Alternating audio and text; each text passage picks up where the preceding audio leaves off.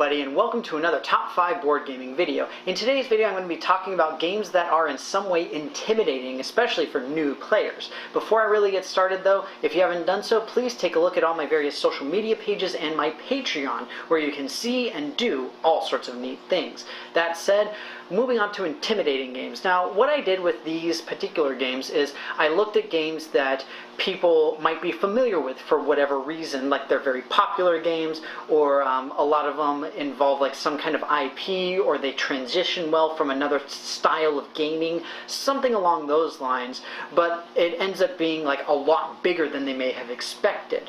And that's sort of what I went with it. So I've got a couple of games on here that are like just really notoriously big, and so obviously they would be intimidating, but again, most of this stuff is for new people, and again, this is potentially a huge category, so in general, hobby gaming tends to be really intimidating for non-gamers. So something as simple as like Ticket to Ride can be really confusing for somebody who's never seen a real hobby game before. So I'm really curious what you guys have to say about this category. What do you find intimidating about games, or what did you find intimidating about games when you first started playing them? I'm really curious to know, so please let me know in the comments below what your thoughts are. But with that, we're going to get started with my number 5. At number 5, I've got Dominion. Yes, this is an absolute hobby gaming classic, and that's a big part of why it's on this list. When I first started gaming, Dominion was one of the first games I played, and I was completely lost. I had no idea what to do. As a deck builder, it's relatively unique because instead of having specific cards that you're allowed to buy at specific times, instead you can buy any card at any time. And so it means I have no clue what I'm doing. I've never played this game before. I am just completely lost. On top of the fact, the idea that it's competitive rather than cooperative, like say Legendary, means that it's even more confusing for new players. So you have analysis paralysis coming all the time. But either way, like Dominion, yes, it's a classic, but especially for new people to the gaming world, very intimidating, and my number 5. At number 4, I've got Battlestar Galactica. This is one of my favorite co-op games, but the thing is that a lot of times, especially with people who are new to my FLGS or whatever, they'll see this and be like, oh my god, I love Battlestar, it's so much fun. And then I always have to say, like, it's a big game, it's really complicated, and that's essentially where the intimidation factor comes in, and that's why it's higher up on this list, because people really recognize the IP. They recognize Battlestar and they're like, cool, there's a game about it I want to play. But for anybody who has played this, you know it is surprisingly complex. It takes a really long time to play. It takes a substantial amount of time to learn even. There's a lot of moving parts, a lot of random mechanics going on. Honestly, it's just impressive what happens with it, but at the same time, just the fact that it has this good IP associated with it that is big in nerd culture, people moving into gaming see it and they're like, awesome, but then they try it and it just sort of confuses them so much that honestly, I've seen people turned off to gaming entirely because of this game. It's really unfortunate. But regardless, Battlestar Galactica, my number 4. At number 3, we have the sprawling Arkham Horror.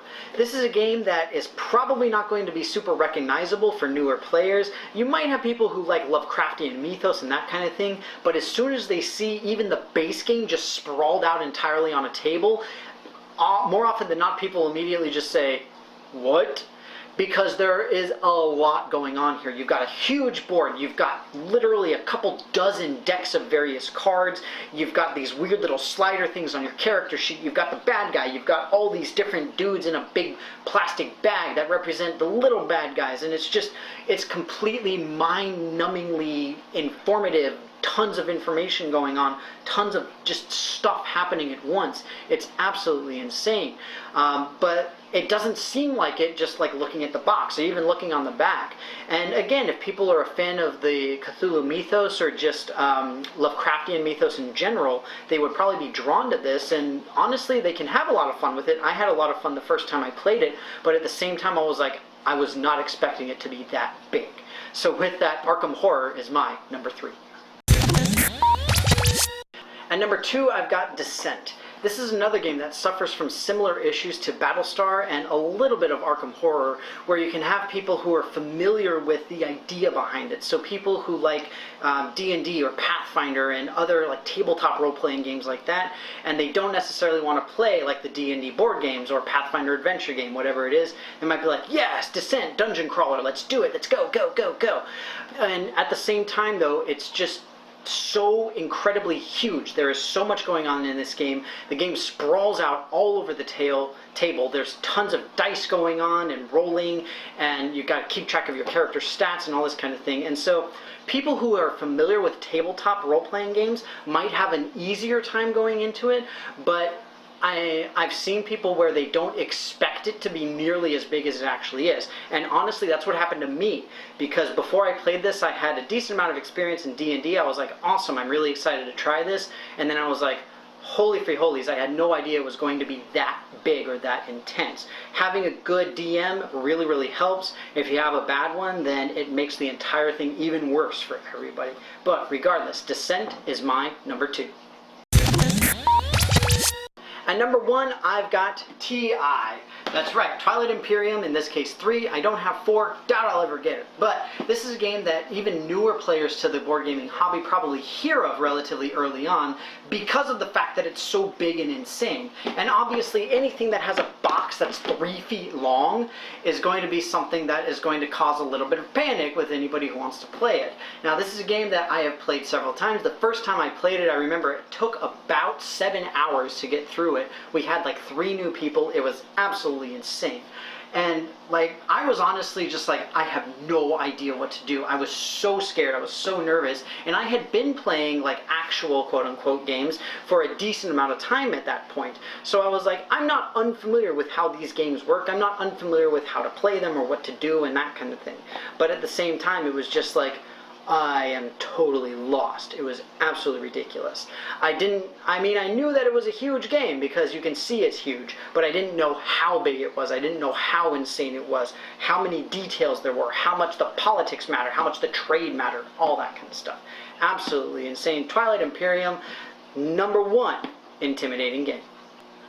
Well folks, that's going to be it for me. I hope you enjoyed this video on my top 5 most intimidating games. Again, I took a little bit of a different approach to this, thinking about where people would be coming from other hobbies into the board gaming hobby, how they would think about what they see and all of that kind of stuff. As always though, I'm particularly curious to hear what you guys have to say. What were you intimidated by when you first started gaming? Why were you intimidated by it? Is there anything that still freaks you out whenever you see it on somebody's shelf or come to the table or whatever it is? Let me know in the comments below. You guys know I love hearing from you. With that, thank you very, very much for watching, and I will see you next time.